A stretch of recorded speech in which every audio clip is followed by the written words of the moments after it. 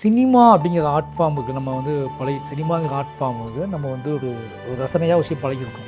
இப்போ நான் சின்ன வயசில் ரசித்த படங்கள் நான் எடுக்கிறது இல்லை. அன்றைக்கி நான் பயங்கரமாக நிறைய தடவை பார்த்த படங்கள் நான் எடுக்கிறது இல்லை. ரொம்ப கம்மியான டைம் பார்த்த படங்கள் நோக்கி நான் பயணிச்சுக்கிட்டு இருக்கேன். அன்றைக்கி நான் என்ன ரொம்ப ரொம்ப ரொம்ப கம்மியாக பார்க்கறதுக்கு அரிதிலும் அரிதான படங்களை நான் பார்க்கும்போது அது தூங்கி பிடிக்காமலும் பார்த்த படங்கள் இன்றைக்கி எனக்கு அது பிரமிப்பாக தெரியுது. அன்றைக்கி நான் வந்து 100 தடவை 200 தடவை பார்த்த படங்கள் இன்றைக்கி எனக்கு சுத்தமாக பிடிக்கல. அப்போ என்ன ரீசன் ஆகுதுன்னா, நான் வளர்ந்துக்கிட்டே வரேன், என்னோடய அறிவு மாறிக்கிட்டே வருது.